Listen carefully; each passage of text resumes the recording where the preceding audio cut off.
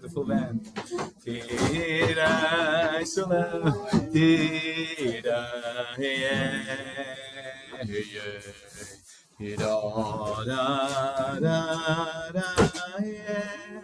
Isn't it so nice?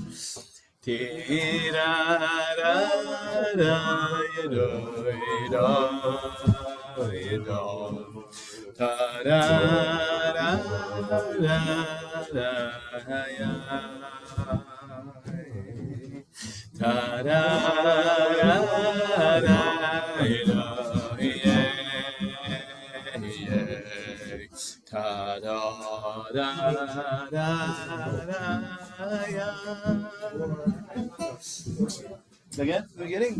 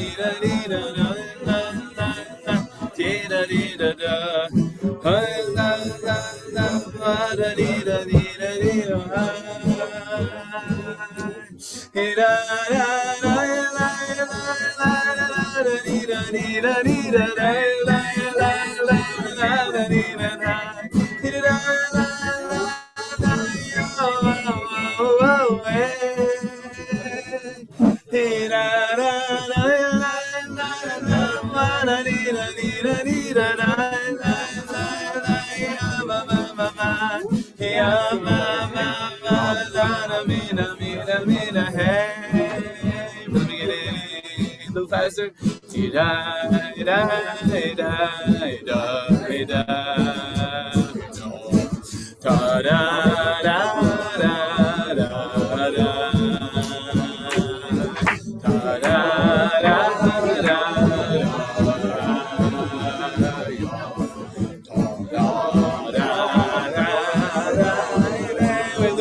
Listen carefully.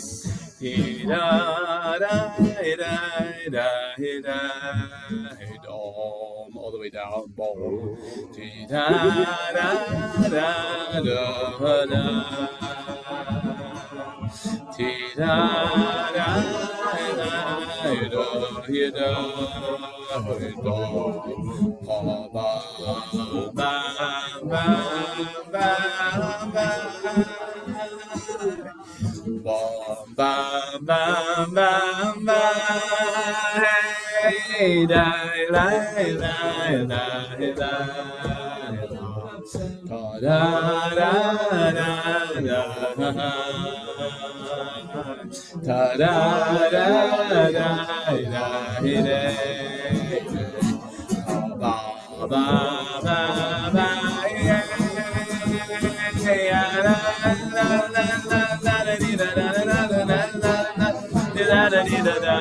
Hey,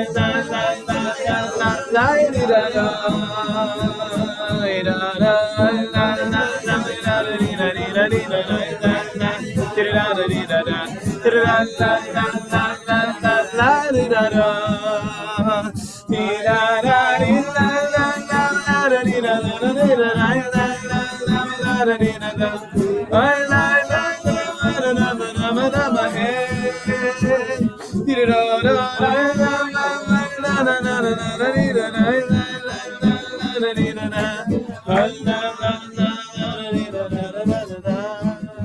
more time.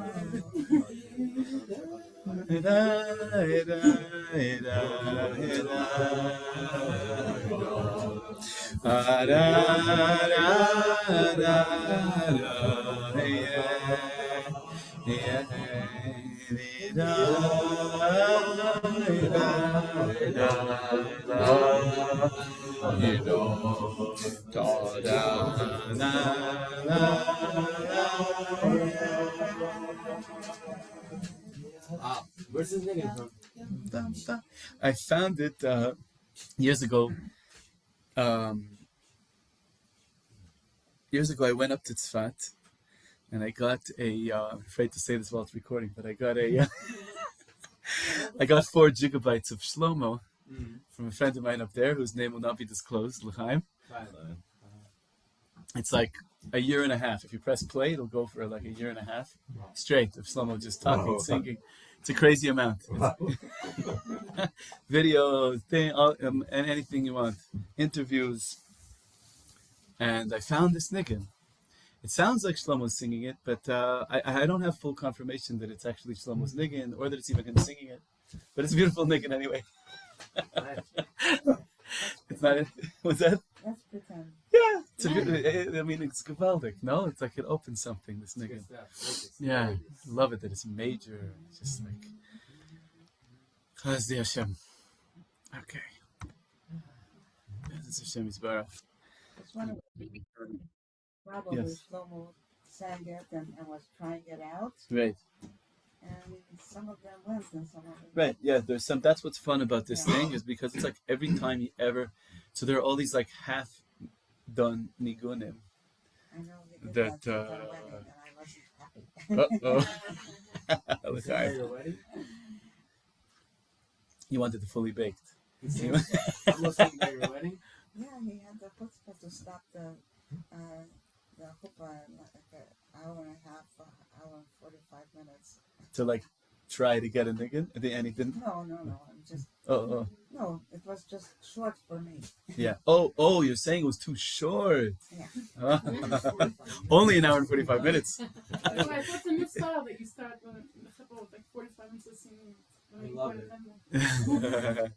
The many harbe chuppahs that we have a chassan in the room. Baruch Hashem. Mazel tov, mazel tov. Chaim, chaim.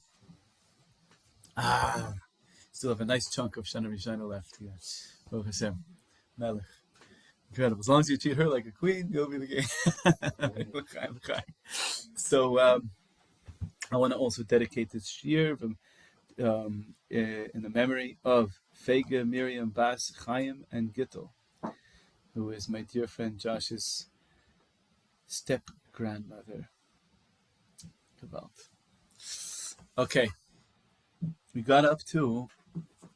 It's perfect for the pre... Okay, and the Kala walks in. Unbelievable.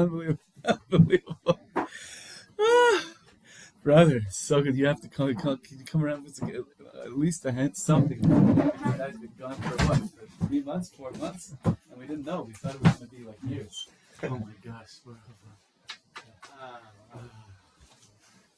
Is it yuppie? Amazing.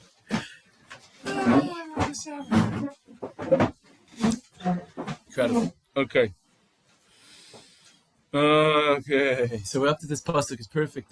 For a pre Tisha B'av pasuk. V'tamer lo zeh shishtoi v'chol ha'avav Yasu eitz gavoa 50 ama uvaboiker emor lamelech Veislu es Mordechai olav, uvoi im hamelech, el hamishter sameach. Vayitav adavar lifnei Haman, vayas ha'etz. Filled with tension. This is like in Breslov, the next pasuk. The minig in Breslov, the next pasuk is to sing die, die, die, die, die, die. Hey,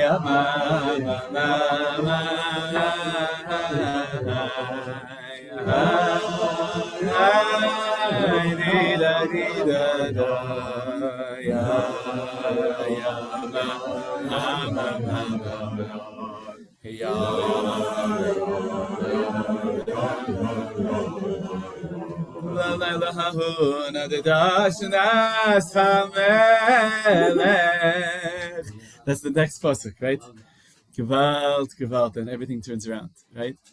But we're at the pasuk right before that, filled with all the, oh my goodness, all the evil vibes, Zeresh, and all the Haman's friends. She's the proverbial evil vibe. The proverbial evil vibe. Chaim.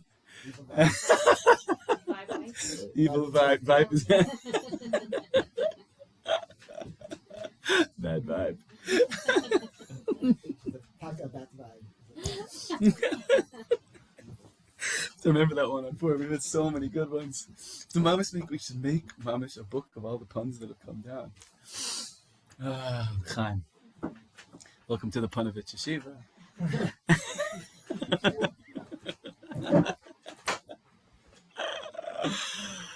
Okay.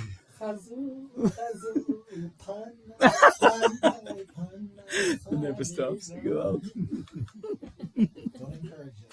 Okay. So Mamish, it's like very, very heavy duty, very heavy, right before everything changes. Oh! Give out. Mic drop. Purim. No, it doesn't go like that. Afrai, Lechempira. Now it's Purim. Williamsburg. Amazing. Amish, thank you to Judy, thank you to Simchat Shlomo. There's no other place we could have a shir in Purim all year round. A shir in Purim right before Rosh Chodesh Av, like wow, unbelievable. And now it never stops. Hashem says there's no Havdalah, end of Purim. So who said Purim ever ended? Who said it? Someone on Shabbos actually, we were actually about to be at Tzfat at a scent together. And there was a rabbi there who actually said that tomorrow is the happiest day of the year, so to speak, because we've been marking the Simcha since Adar until Chavtes Tammuz. Till the end of Tammuz, right? And now you start right. So tonight, actually was the happiest day of the year. Amazing. According to this rabbi. Amazing. Love it. Check your sources. Amazing. So let's jump into this pasuk. Heilige Shlomo Alkavitz, author of Lechadoidi, learning his parish, Manas HaLevi.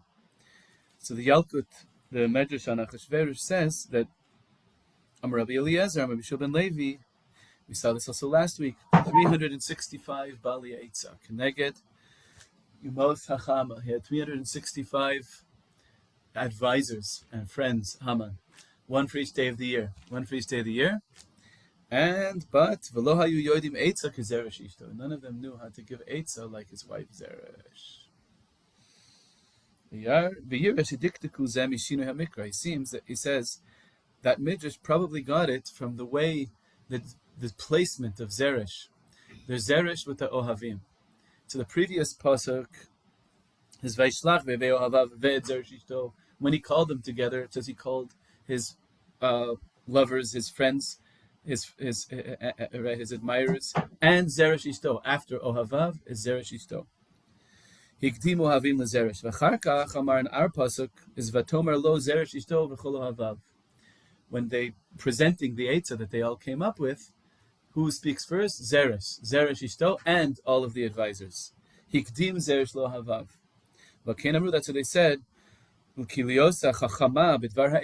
she was so amazing and so good at the bad vibes, at providing. right? She was so good at this. Because there was no one who could say as bad as she could, right? You're out. Who knows how to say bad? Anyone here know how to say bad? He's saying bad. He's saying worse. Say badder. Say worse. He's saying bad. Say bad. Sorry. Oh. Fine. It's been a long day, so- What did he It's drink? been a long day. I don't know. I'm You need just- to have more of the last. I'm just pass it around. The Midrash continues. A really wild thing. The Midrash continues and says a very, very wild thing. This is the Yalkut Shimoni on the Nach. It has a section on Megillas Esther. It says, Haya Haman choizer mevakesh kora shechamishim amah. We're going to looking at this thing of this 50 amot tall gallows. Strange. 50 amos, you have to understand, it's very, very tall. And amma is from the elbow to the tip of the finger. It's about 1.5 feet.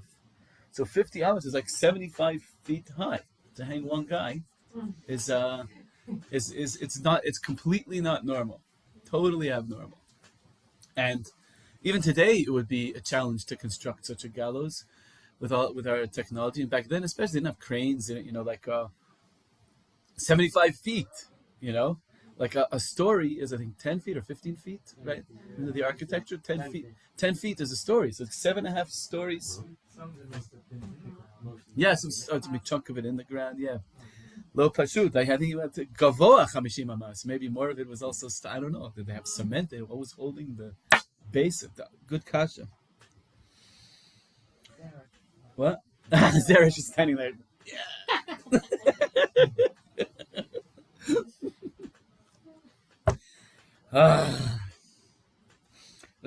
So he says, Ella, he couldn't find any piece of wood that was that long. One single piece of wood that would be that long. Apparently they wanted a single piece of wood. Couldn't find it was that long, except for one huge piece of wood that was built in to Haman's own house. They had to extract it from his own house. How did it get built into his house? How did it get built into his house? We say Parshandasa. Remember the children of one of them is Parshandasa. That's one of the sons of Haman Yimach Shemo. And he was a worker in Kardunia. Kardunia is the place where the Mount Ararat is. Turkey. Exactly. Oh, so he's going to explain. Yes, there is to this day this mountain with a flat top that's exactly the size of the Teva. And then you can see, even recently, they've had some recent excavations using ultrasound things that they found these crazily, that fit exactly the dimensions as it's described in Chumash. It's wild. Like Hashem made this landing pad. It's like this flat top of a mountain. How did that happen? Like, it's this perfect landing pad for the Teva. It fits just around the edges of it. It's like just enough spot. And it's like, ding, And so he said he was a worker in Parshandasa. That was where he was, hi ho. He was off to work in Kardunia. V'natal neser echad mitevaso shel Noach. Because Noach's ark was 50 amos wide. Right? So they had these things and went all the way across.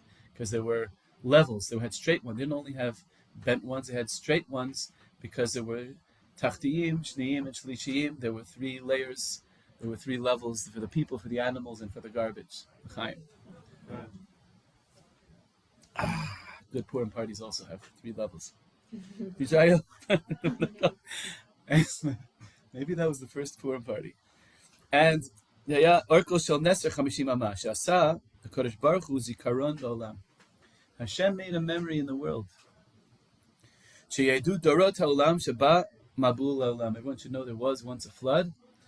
Shekenksiv zeicher asani flaosav v'ketilim kuf yud aleph pasuk dalid. That Hashem makes a monument, a memory to His wonders.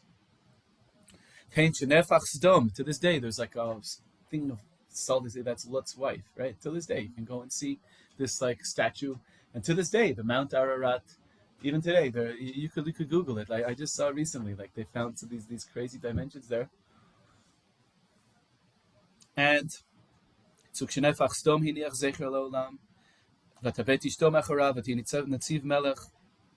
Right? This is all in the Midrash. The Midrash is saying that Lot's wife is standing there still, and there's some kind of memory to the Noah's Ark. It's still, and it's this mamish v'adach shav he omed. It says it's 500 years ago. It's still standing, and today it's mamish. And Mizela madnu tziduk dino isbarach. So from here we learn the righteousness of Hashem's justice and judgment.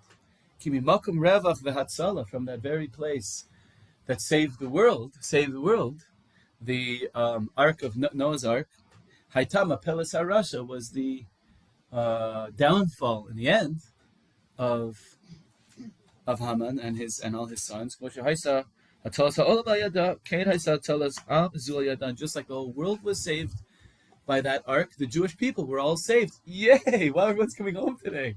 Welcome home, Esther. Shalom Aleichem. Incredible. And we're just learning that Haman was making the gallows 50 amos high when he wanted one piece of wood that would be that tall, and his son had brought back to their house and built it into their house a piece of wood that he had taken from the leftovers of Noah's Ark that was 50 amos wide, and it was there in the same way that piece of wood saved the whole world. It also saved Am Yisrael. It's because Haman was hung on it. Had Haman not been hung on it and his whole decree been, we would have like that same piece of wood. Chaim. Pretty crazy that he was willing to disassemble his house. Yeah. And it's a serious disassembling because it's 50 amos high. Oh, yeah, you found the picture. Amazing. Wow. Yeah, 164 meter boat-shaped formation. It's there, AI. Pass it around. People want to see it. Yeah. What? Yeah. It's crazy. Let's do a field trip. Yeah, seriously, I would love it if we could just make peace with the Turks. Chaim. One time I ended up in Turkey. I was a few times I flew through Turkey actually to Uman. And one time I got stuck there and just barely made it back into Rosh Hashanah in the Corona times. Anyway.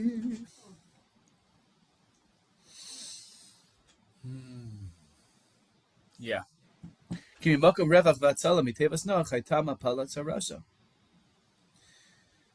Hatzalas and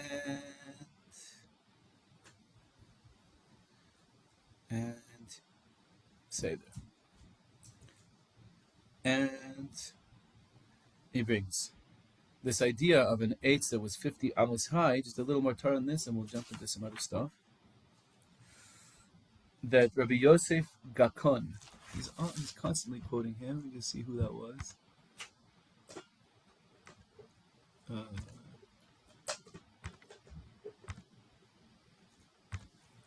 Who was Rabbi Yosef Gakon? See if we find him. Rabbi Yosef Gakon was a prominent 15th, 16th century rabbinic scholar, commentator based in Turkey. Widely referenced in classical commentaries, particularly the books of Esther and Rus, Ottoman Empire, the Manas Halevi for quoting him. That's so interesting. And Shorish Yishai, also Shlomo. So Malkovich is one of the main people who keeps his Torah alive, because in his Sfarim we don't have anymore. They got lost. But Shlomo Malkovich quotes him, of Yosef Gakon. Okay. So, Yosef Gakon says that also a chiddush here was that they made it inside the city. Remember later on, Charvona is going to say that there's this city 50 amos high, Omeid Beveit Haman, standing in Haman's own house. That's what it says when Charvona kind of tells on Haman at the end, right before Haman himself gets hung later on. So it's standing, and he's doing it to hang Mordechai, who saved you, Achashverosh, who saved you, the king, and standing in Haman. So they took it out of his house and made it into gallows in his own backyard or whatever, in his property, on his grounds. within the city. So he's explaining Yosef Kakon, according to the Manas Halevi, that why is it such a chiddush to make a gallows in the city? Because generally speaking, when you have to hang someone, you don't do it in the city. Why? Because it's bad for the air to have a nebuch, not a good thing, not something you want. Not something you want in the, And so that aleph is one thing. Bet is that it's 50 amos high, which is like we said, 7.5 stories tall. And thirdly, especially a wonder that it was going to happen in Haman's own, the prime minister, the main person. Shalom. Did you come back from somewhere? No, I'm still there. Oh, you still? Wow, that means it was a good trip. We got back. Yeah, amazing. Welcome home. Everyone's like, l'chaim, l'chaim. Incredible. So it's bad. Yeah, the 9 days are coming. That's the thing. Oh, some Malay scenes. So he says, Haman. Also, why did Haman decide specifically to kill Mordechai using gallows? There's so many fun and interesting ways to get rid of it. Could have done it. No, why did he do this? That's one thing. He doesn't bring that though. He says, Manas Halevi says, he thinks, or Shlomo thinks, that it's because of Bigtan and Teresh. Bigtan and Teresh, remember earlier in the Megillah, Bigtan and Teresh got hung. Why? Because Mordechai told on them. It was specifically B'Shem Mordechai, right? That's why later the king wanted to give cover to Mordechai. And he says that Bigtan and Teresh, according to Chazal, were very close with Haman. They were very close with Haman. Maybe this whole plot to kill Achashverosh was, they were going to all give each other, maybe Haman was going to be the king or whatever it was. Haman was involved, Seems like it was just them. No. Haman was involved. And so therefore he wanted to pay back an old debt to Mordechai and get him the same type of death that he had caused to Bigtan and Teresh. That's his Manas Halevi. So he says that's why I wanted to after that. And there's also the grammar. The Sharei Bina, Rebbe Lazar of Gormaiza, who's mentioned a number of times, who lived 500 years before the Manas Halevi, meaning like 1,000 years ago. So he says in his Sefer Sharei Bina, who he often quotes, that at the beginning it says Ya'asu eitz. The eitza was let them make, let it be made by many people, right? This eitz. And the end of the pasuk is Vaya'as ha'etz, is in the singular. One person made eitz. So what happened? So it says Rebbe Lazar of Gormaiza, Ya'asu was that the workers should do it. Uveshas ma'aseh sin'a kilkila hashura.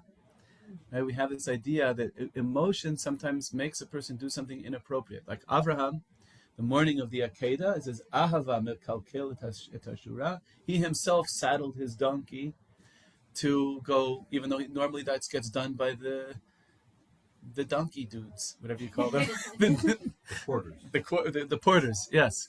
And like donkey dude. But then and we have this also by Bilam. When Bilam was going to curse, remember this? He also saddled his own donkey. Rashi also there says comparison with Avram Avinu. Avram ahava mekalkel, was out of love.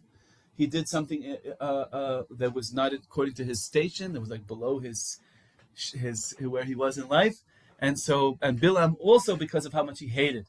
And so Haman also, similar to Bilam, as he hated so much. So he himself was like, okay, let me make it, right? And somehow like this 75-foot thing, whatever that means, right?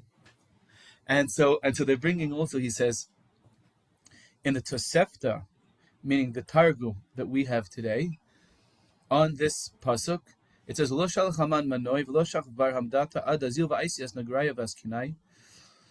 Haman wouldn't go to sleep or have any rest until he sent all the workers. So it wasn't actually him, according to this, the Midrash, well, he did have workers. Nagraya, Davdin Sliva, the Kinaya, the Matkin Sakina, the Parizal, and they had like metal workers setting up knives. I guess they had, there was a hanging, they had to put some knives in like strategic places, whatever that is. Ubanoi Daitzin v'Chedayin, and his children were singing and dancing, right? They had like a kumzitz for gallows making night, right? Oh wow, well, like talking about bad vibes, right?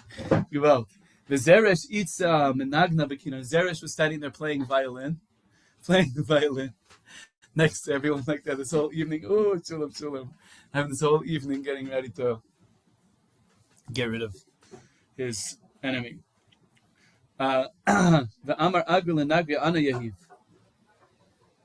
Ulakinai Ana Mitakin Shirusa Al Tzliva Hadei. And Haman said, basically drinks on me, and salary for everyone who's here on me, and this is my personal, I would be personally involved. So he says it's really the same idea that it says Vaya'as ha'etz as if only he made it, when really he did have a whole team of people making it. It's probably impossible for one person to set up a 75-foot gallows. But because he was so personally involved in it, paying for it, getting banned, getting festivities and beers all around, doesn't actually say that, but minastam they were. And so Efsha shal zrizus harav amash asahu. Right? Because he was so zariz for it, right? And it brings also that in the Yalkut, also the Medrash, Yalkut Shimoni, that while he was setting up this big tree, there was this one little fashla along the way. The tree fell on Haman. While they were doing it, it was like, oh no, watch out! And like to thank God the earth, but not thank God, but whatever. They said the earth was nice and soft, so they dug him out, they lived, he was okay, But it says the Malach Gavriel said, this eitz is good for you. This eitz fits you just right. The angel Gavriel was there and said this to him. It's actually set up for you from the 7 days of Breshis, as the pasuk says. When Hashem was speaking to Adam and Chava, he says, Hamin ha'etz. And Hamin, Chazal say that question is the hint for Haman's name. We're not going to get into that right now. We had a whole year about the book. But that Haman ha'etz, that, you fit good with that eitz from Haman ha'etz, right? As he was like sprawled, and it's like, there's a little bit of foreshadowing according to the Medrash, yeah? More than just a shadow. At first it was a shadow, and then it was Okay, so Ad Kan Darke Hapshat. We'll go a little deeper, looking at the Maharal, and then we're going to look at Rab Nassan. I want to give special mention to a Jew named Mendy Shochet. I'm not sure who that is, but he made a source sheet on Sefaria. And I was searching to find, does anybody talk about this midrash? It's very fascinating that a piece of wood from Noah's Ark was used, right? Because it was 50 amos. The width of the ark was 50 amos wide. And Haman's son, says the Medrash, worked in Turkey, in the Hare Ararat, and found this piece of wood. They built it into Haman's house. Haman was so hating that he had it dislodged from his house and made into a gallows to hang Mordechai. And Manas Halevi said, Gewalt, the same wood that saved the world also was the downfall of Haman and saved Am Yisrael and Gewalt, right? So it says, Maharal in his Perush on the Megillah, Or Chadash, on our pasuk, which is Perek Hey pasuk Yudalad. Perish Midrash says, Shebala Feresh Lama Mar Dafka Yasu Eitz Gavah Chamishim Amma. Right, the Midrash was fascinated. Why this number 50? It's Bichlal. It's way too tall, right?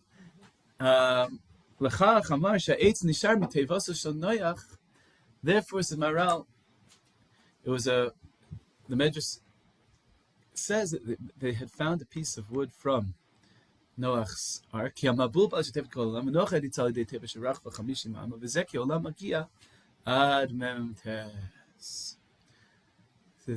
getting a little bit into a deeper concept. You probably heard it, the 49 gates of impurity, right?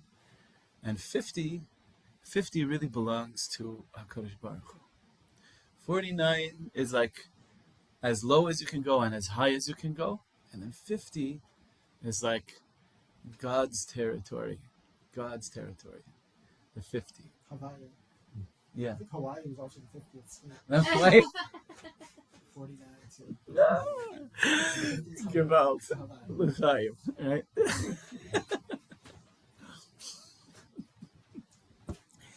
The 50th belongs to Hawaii.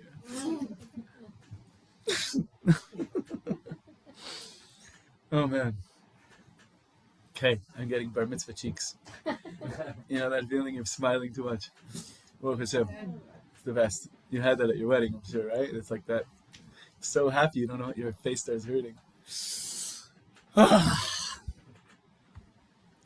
chaver coming on the Zoom, Baruch Hashem. Everybody's in? Okay, gewalt. So 49 and 50, right? Noach haya nitzal dei tev shvach v'chamishim amas yekya olam nagia memtes. Chol hem nishtav mimei mabul v'haya olam mekabel hatzala min shar hachamishim shehu al haolam. The world could be saved. Dafka, the width of the ark, 50 amas, is a number that is very spiritual. It's hinting at the essence of what the ark was, which is beyond the world. Al haolam. Al haolam. Beyond the world, right? Within the world is 49. Above the world is 50. That's where Hashem saves everything from, right? Above the world. Hashem is Baruch Asa Zeichel in Vlois and Perish. We're reading from Aral now in Sefer Or Chadash. When Hashem makes a miracle, changes things in the world, even when the miracle is over, since that miracle once happened, it's going to leave some kind of a imprint in the world. Roshem. A trace. And because from there was Noach's saving and the world saving, even though after the flood, we're now back to nature. And during the flood was a time of beyond nature. Rashi says the constellations didn't shine during the flood. It was a the whole flood was a supernatural thing. And Mikomakom, Hashem makes a zecher. There's something that's left over. Yesh kan ma me'oto koach od ba'olam. So it wasn't just a piece of wood. It was the koach of the chamishim that was left in the world from then. This koach of that which is beyond the world. Of that which can save the whole world. Of like, I like to call it like the narrator. Also starts with a nun. Right? There's like all the characters, and then there's like Hashem, like the narrator, the storyteller himself, right? Right? Oh. It's beyond. Yeah. No, it's really far-fetched. But narrow, and narrative starts with the same thing, and this is the narrowness of the world. Like the world is in a constriction. Wow. Creator. Shlomo. Shlomo, Assalamu alaikum. So glad you could join us. Amazing. Okay. Lefichach Amar Haman. So therefore, Haman wasn't a stama thing.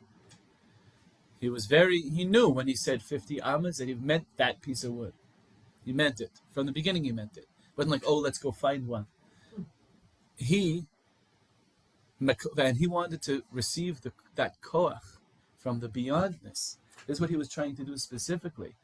Also with the Goral, he was trying to take from the randomness and destroy and commit genocide from the randomness and say, Hashem has to, kiviyachol, Hashem has to leave room for us to have free choice, right? Right? So therefore, there's got to be some this like, what is it that's holding us? It's the randomness around us, right? Rav Nosson, just to speak this out for a second, Rav Nosson says in Likutei Halachos in Tefillin Hey, Rav Nosson says, we've spoken about this once before, there's the Chalal HaPanui, remember this, the vacated space, right? Kadosh Baruch Hu, before the world existed, everything was just Or Ein Sof. Infinite light. It means all possibilities all at once. Everything was gewalt, perfect in every imaginable way. Except there's no real story. That's the only problem. And so Hashem made a space. So Hashem made a space. The Kodesh Baruch Hu made a space. That's called the Chalal HaPanui. Now this Chalal HaPanui is something that we can't understand. Rabbi Nachman says in Torah 64, famously, there are questions that we can't answer in this world. Why did this have to happen? Why did that? How does this make sense? There are going to be questions that are non-answerable with words.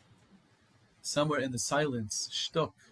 Somewhere in the silence, you can connect even there. But it's not answerable with words. That's called a Chalal HaPanui, right? And so what does Haman say? He says, your first experience in the world, right? We haven't mentioned it in a while, but I always like to talk about birth trauma. Just being born is traumatic. Just being born. You don't even have to have trouble with your parents. Just you're born. What's the simon that you're a healthy baby? If you're not crying, there's something wrong. This baby is not supposed to be okay. You're supposed to be crying. That is the sign that you're okay. You're experiencing Olam Hazeh. Gewalt, you should be bawling. Welcome. Welcome. Right? So and the reason why we have a Shalom Zachar, we eat round foods like the food of a mourner to like comfort the baby. I know it's hard to be here, you know. L'chaim.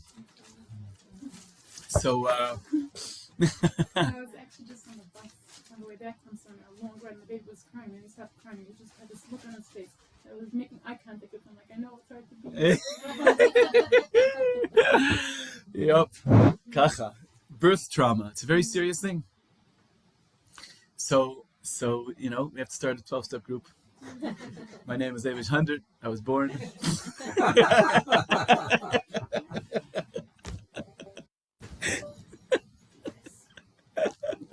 L'chaim. So Kitzer. So there's this Chalal HaPanui. So Haman says, yeah, that's your first experience. Remember that abandonment? Remember that emptiness? I'm going to commit genocide from there. I'm going to spin the wheel and wheel of fortune goodbye, right? I'm going to make a 850. What's beyond this world? What's the most beyond thing there is? The emptiness. I'm going to hang you from the emptiness. How do you ever answer that? Is there something higher than the emptiness? There's the Or Ein Sof that's around it. There's the love.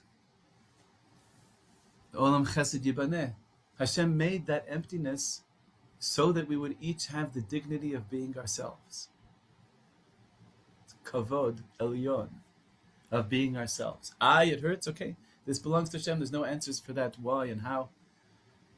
There has to be a shtickle disconnect. I was talking about it a little bit this morning, or this afternoon with some chevra about, remember bumper cars? They're fun. So bumper cars, I haven't been in one in way too long. To take them while my kids are still, I can still pretend like I'm just going for my kids, you know. Bumper cars.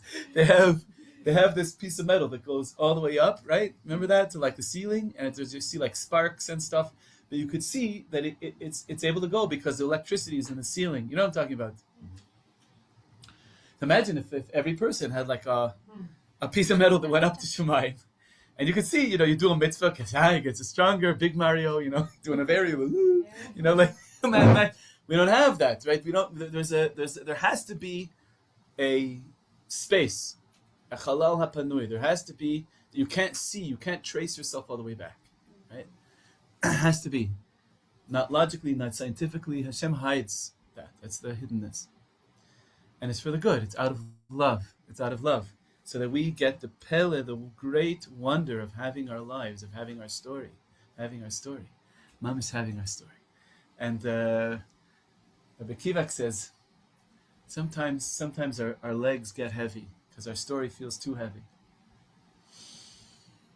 In the Torah Yud, the legs are called nister. He says when you remember and you learn the secrets of Torah, and you remember that your story is a mystery, that there's much deeper than you think. The reason why our stories hold us down is because we think we know what it says. Remember, it's much deeper than that. It's so much deeper than we know. It's so much deeper than we know. That's the nister of Torah gives you your feet back, and then you can dance again. And you can dance again. And you can dance again.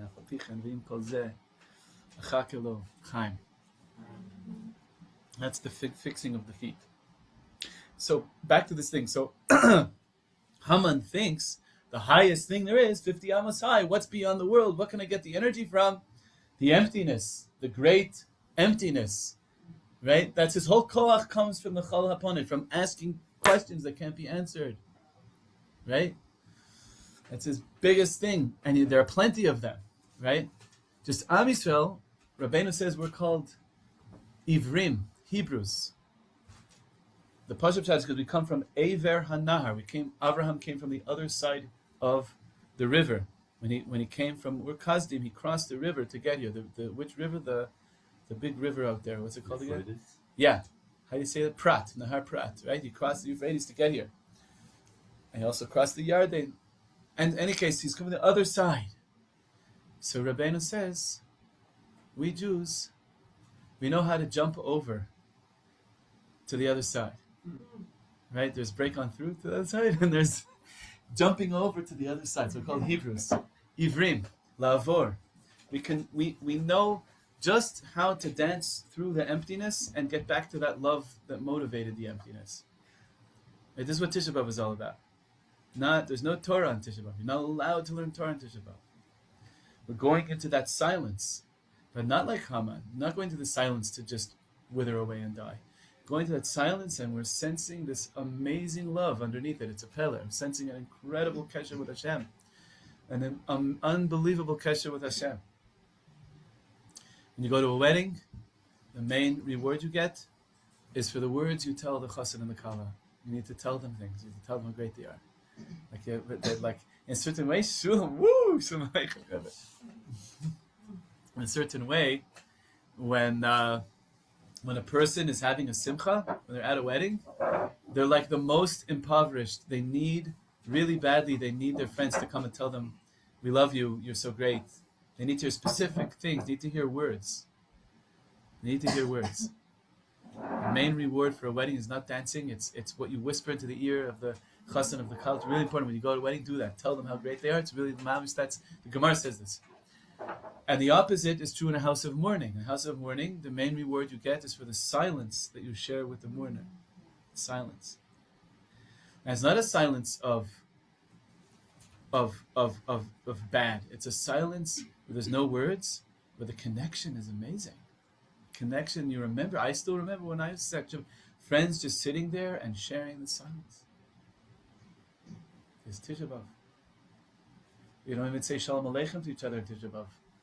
But in a way, the silence is the deepest Shalom Aleichem. The deepest Shalom Aleichem. It's deeper than you're getting a whole new level of Shalom Aleichem. Right? Hi.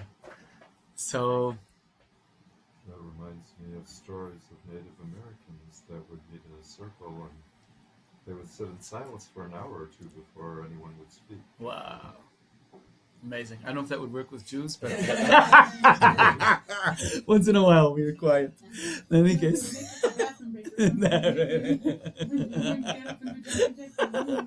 Looking for 30 seconds, Gewalt.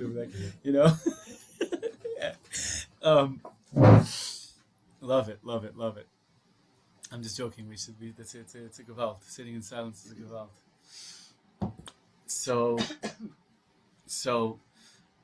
So Haman is thinking, I'm going to build the gallows, Dafka, 50 amas out of this piece of wood from Noah's Ark, which has in it the energy of the 50 of that which is beyond this world, because he thinks the ultimate beyond this is the emptiness. That's what he thinks. And the world is really just about who's got the most power. The one who dies with the most toys wins, right? A friend of mine wrote a book, and he said he saw it once, like a bumper sticker on the back of a truck. And he's like laughing at it, but he's like, but I have to also admit the truck was a pretty nice truck. In any case, Haman, this is Haman's world, right? And therefore he thought he would be able to get that koach. It wasn't just only a number out of nowhere. He knew what it was, and he knew that he had built into his house from his son, who worked in Turkey, who had taken this piece of wood 50 amos wide. That was the width of Noah's Ark. He knew exactly what it was. It's the Maral Taki or Chadash. And it's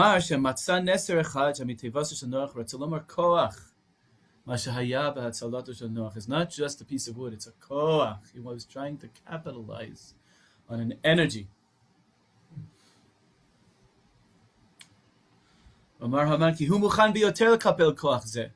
He's most able to receive this koach.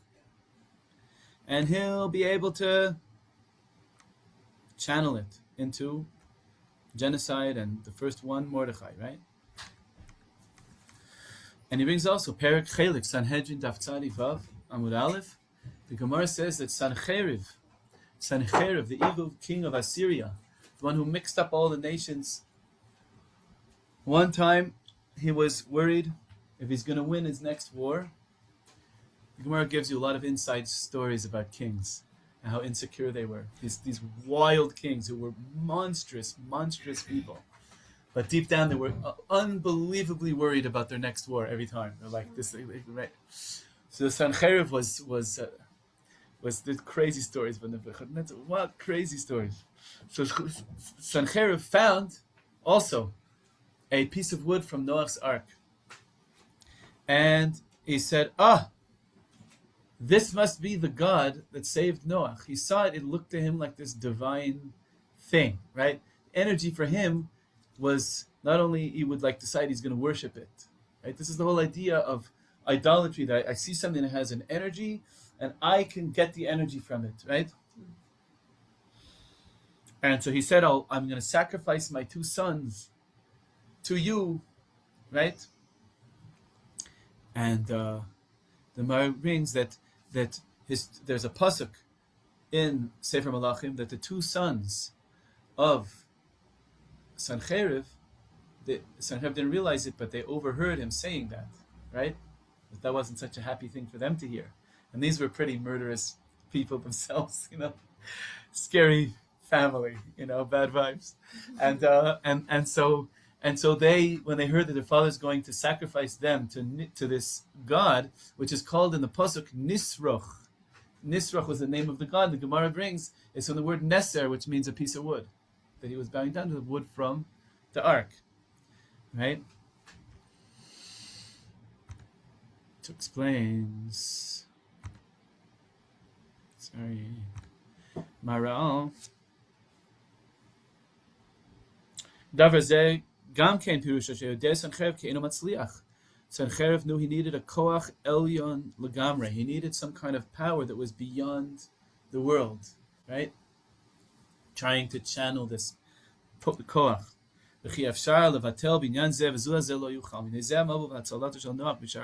Therefore, the flood and the saving of Noah was also from the 50th gate. He wanted to do avodah zarah to this. And this is where this was coming from. Right? That's where this is coming from. This is the only thing left over, only physical thing left over from the Shar Hanun, from that place which is beyond all the rest of creation. So it was different from the rest of creation. It's like from that saving grace, that energy that is beyond it all. That's from the Keter, 50th. right? Keter, yes. That's the mikvah on Shavuos night. Mikvah on Shavuos night. Yes. Big Indian. Major Indian. Chaim. Okay, now we're going to move into, what's that? So isn't the story after the flood, Tower of Babel? Yes. So they're also Going up, trying- yeah. True. Chaim, I'm good to see you.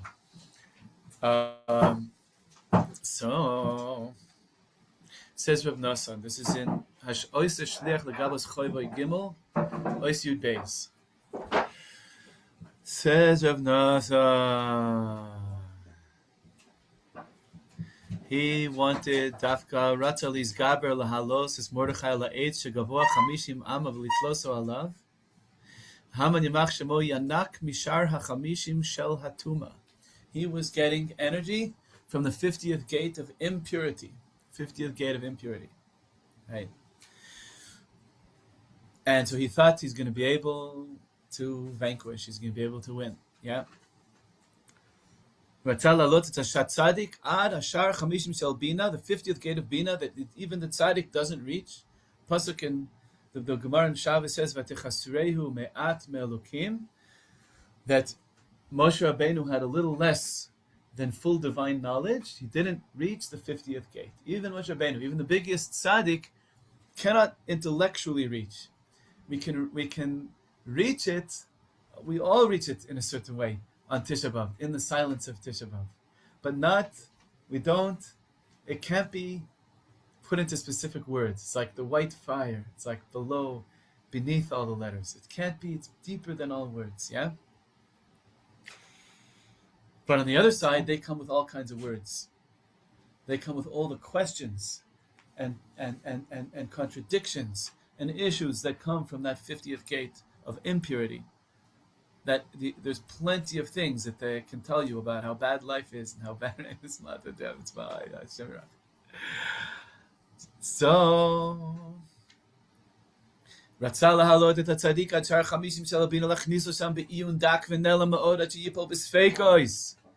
He wanted to put, not just physically have Mordechai hung on there. He was spiritually fighting him to force Mordechai to a place of doubt till he'll fall down with his doubt. What does that mean? Because litlot, it's like my friend's joke. My friends, not my friends, my children's joke. It's one of the first things I heard when I moved to Eretz Yisrael, made me very happy. Ma Haman matzeh liot kshehu gadol. What does Haman want to be when he grows up? He said, he wasn't sure. Talui. So talui means hung, and talui also means it depends, right? It depends, right? So liot talui b'safek in Hebrew means like you're hanging in doubt, right? To be hanging in doubt, but it can also mean to be hung, mamish, right? I mean, that's a kid's joke about Haman. But Rav Nosson Mamish brings that same wordplay here. He says he wanted kesafek nikrat liya. A doubt is called hanging in the doubt, unsure. Kama asham talui, like we have a korban called that, an asham talui, a guilt offering that is it's unclear if I have to or if I don't. I can't remember. Did I turn the light on Shabbos or not, or whatever? I can't remember.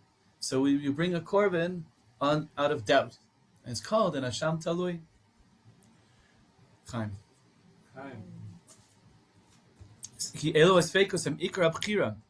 These doubts are the main free choice of the great tzaddikim. As Rabbi Nachman teaches us in Torah Kuf Tzadik in Likutei Moharan, Kuf Tzadik, Aleph maybe it is, that the big super duper tzaddikim, they don't have like a question about whether to follow their bodily or emotional appetites. They're not pulled by just physicality at all, even emotionally. So where's their free choice then? What their free choice is this what Hashem wants or is this what Hashem wants? Like, if anything, I was thinking, doesn't it say that they have bigger Yetzer Hara than we do? Yes, but that Yetzer Hara, Maybe Torah it's a 72 in the specific Likutei Moharan says that Yetzer Hara that's bigger than us is a Malach Kadosh. Right, it says that From in the the side of Gevura. So, but it creates doubt. It's not a hard. It's not a stronger pull to physicality. Physicality is finished with. It's a doubt about what to do, what to say, how strict to be, or how forgiving. Or, for instance, Moshe Rabbeinu, he added a day to Matan Torah. He wasn't sure if it was the right thing to do, but it was. Right? Rabbi Nachman speaking about this. There's a different kind of a doubt. Right? It's similar to like at the beginning. It's like, should I marry this person? Right? And then it's like once you're married, it's like, but does she want this or should I act like this or act like that, right? And it's not, you're already in, you're in. But now there's a whole different question of what's going to be good for the relationship, right? It's not like, should I stay or should I go? We're done, we're in. But what's, right? And there the tzaddik doesn't know. Tzaddik is not sure. And Hashem Dafka made it that way. It's better that way. It shouldn't just become that you win against your Yetzer Hara and then you become a robot. You become, yeah. Kind of. He has his own struggle. The struggle doesn't just end. It's not like he becomes this angel. An angel doesn't have free choice. The tzaddik still has free choice. It's a different kind of free choice, but it's related. It's related. The tzaddik could be fully not sure what to do. Racked with doubt. Even they say about the Lubavitcher Rebbe, that's one of the greatest tzaddikim that close to our time, that my tiny teacher, Rabbi Uri Kaplun, does he still come by? Rabbi Uri Kaplun to Mayanot? No? I know. Anyway, Rabbi Uri Kaplun is he translated lessons in Tanya. He's an amazing man. He's a brilliant, incredible. He's probably pretty elderly by now.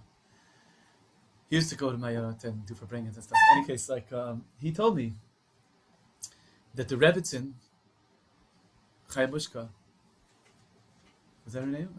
Yeah, Chaim Mushka would Zatzal. She would tell the Hasidim, please don't sing sad nigunim. My husband comes home down, right? We're talking about the biggest tzaddik ever, right? One of the biggest tzaddikim ever. But it doesn't mean he was down just stam the same way Levi Sander is down. It means he would feel the pain of the Shechina and whatever. He would go to that place of din, right? And he'd be affected by it. He was affected by it. He was affected, l'chaim. So the tzaddik also has their challenges that are very, very difficult challenges. Not only that they're just this perfect person. It's a different type of challenge, but it's still a challenge. So, right?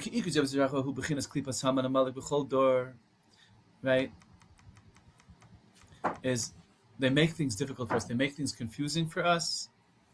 If to be connected to the tzaddik, for most of the time they're making people unsure, should I be connected to the tzaddik or not? If you look at Tanakh, one theme through the whole Tanakh, single theme, is being connected to tzaddikim. Look at it. The whole Tanakh is basically about that. Ayin Sham. Right? You have to mamish be connected to tzaddikim. So there's no two ways about it. There really isn't. It's we're going to have some person who we're going to be like Mike. I would like to be like this person, right? We're built this way. We're going to have someone we look up to. Better to be somebody who's actually pure-hearted, good person, right? Than to be a tzaddik and not maybe an actor. We don't even know who they are. Athlete. Okay, they may be very good at putting a ball through a hoop, but what are they like? Comedians. They're all great people, but we should have tzaddikim up there. We should bring back. So, in any case, so one of the big things Amalek tries to do is push people away from tzaddikim by asking all kinds of questions, making life confusing. Loizu afsu, but not only that, it wants to put lahachnis feikos gam belev hatzadik be'atzmo. This vendetta of Haman against Mordechai was not just something in physicality. I'm going to hang you. I'm going to make this really tall thing. And I'm going to do something different and put it in my courtyard, make it really tough and can see. It was spiritual. Mordechai couldn't sleep at night. It was affecting Mordechai. Heavy duty. Mamish heavy duty, as he's going to explain further. Sorry I'm going so long, but l'chaim. Those who the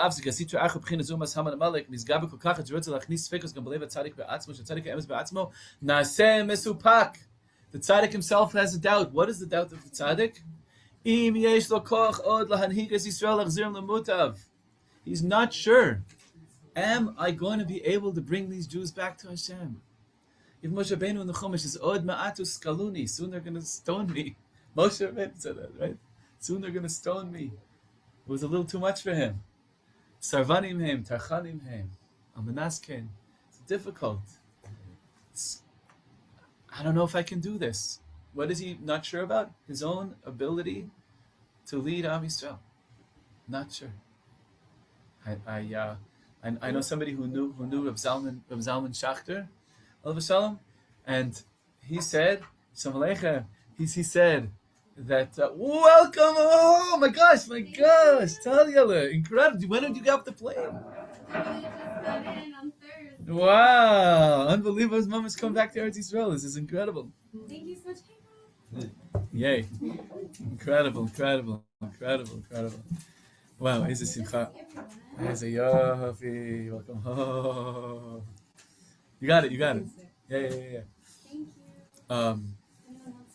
Popcorn. Oh, sorry. Sign of bracha. So what's it called? Right, Zalman Schachter, when he heard that the Rebbe Rayatz passed away, he ran, got in a taxi, straight to Brooklyn, He runs up the stairs at 770 just as the Rebbe was coming out. And this is his father-in-law, right? And he falls into Zalman's arms. And he says, Zalman, they want to make me Rebbe. And he was freaking out. He was freaking out.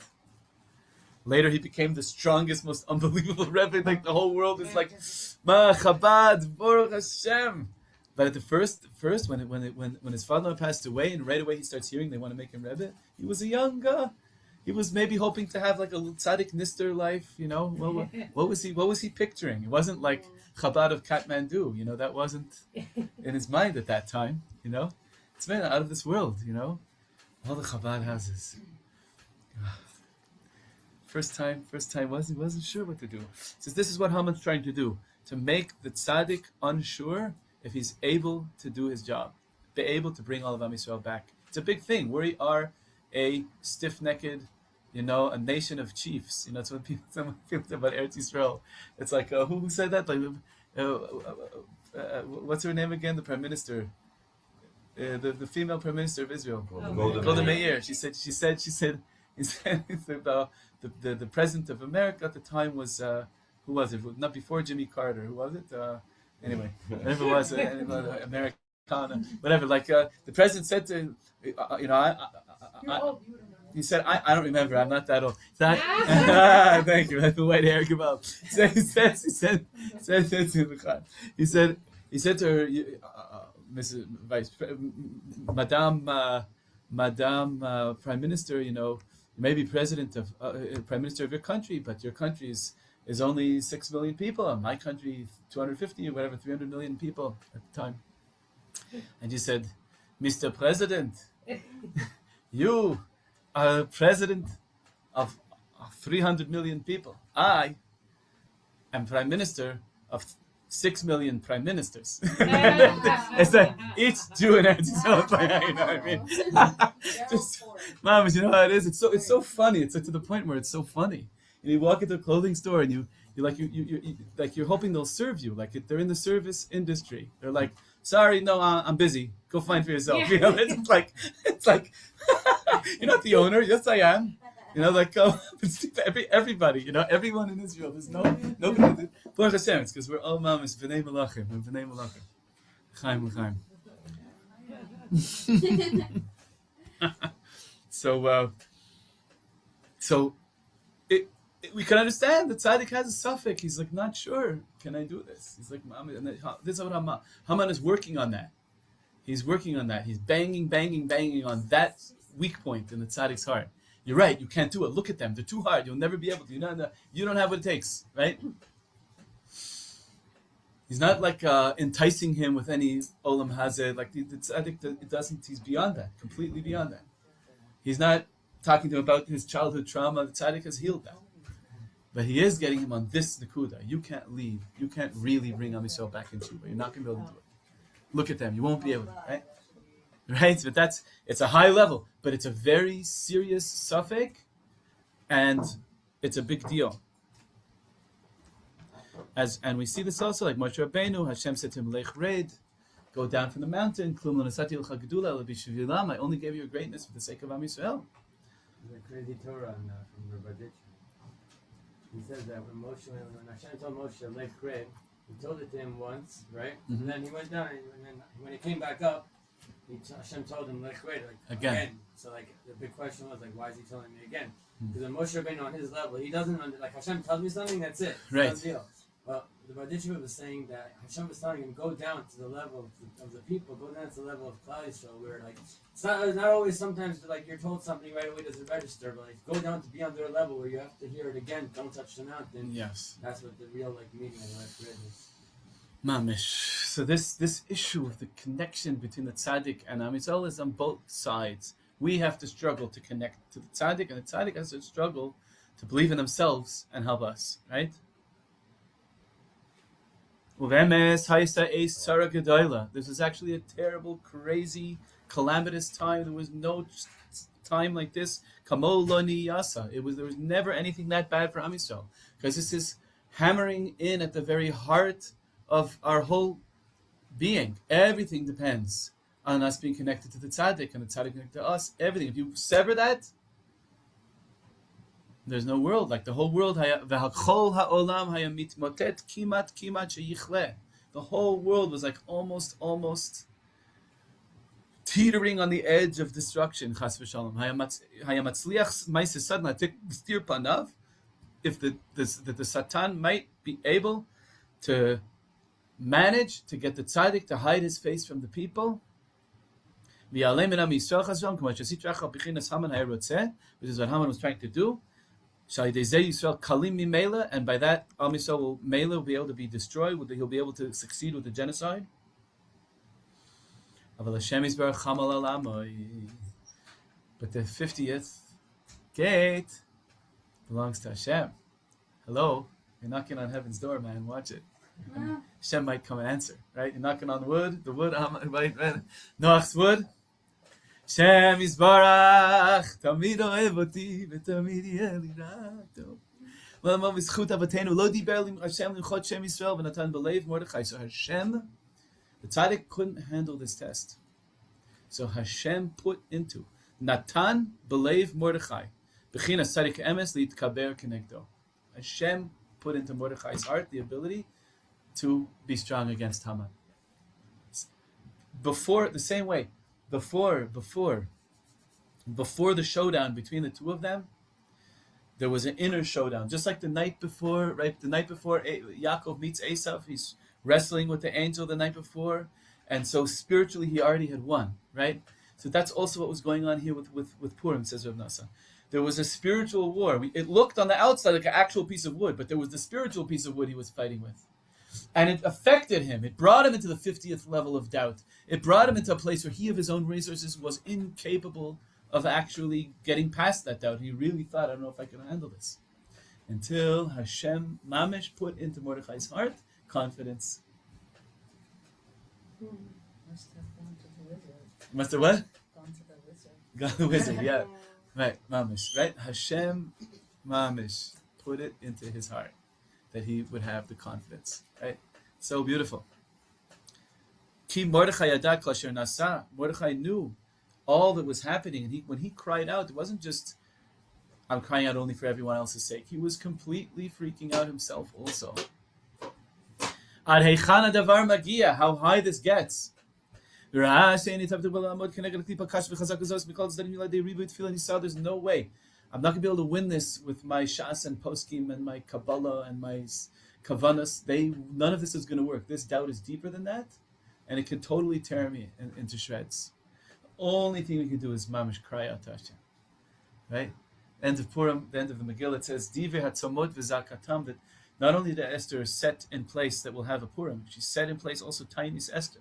That every year we're going to cry out, and remember that crying out works. The crying out works. It's not just for crazy breast livers. It's for all of us. Chaim. Oh! The Rebbe said, you're all fine people. But it wasn't for this that I had kavanah for. I wanted it to be like wild animals crying out through the night. If you go near Beit Shemesh, you can hear the jackals. They had this about anyway. Sometimes I sing with them.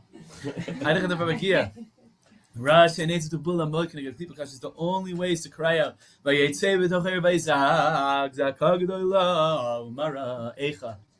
is where we're going to on Tisha B'Av. This is where we're going in Tisha B'Av. This is where we're going in the 9 days. This is where we're going to a deep place. Yeah, it's a shtickle scary. Yeah, it's a shtickle pain and dark. But we can meet Hashem in the most amazing way there, Dafka. In that quiet, in the cry. We're going to have a Hallel that Wednesday morning when you come. We're going to sing in the no musical instruments Hallel. We're going to Dafka connect the deepest.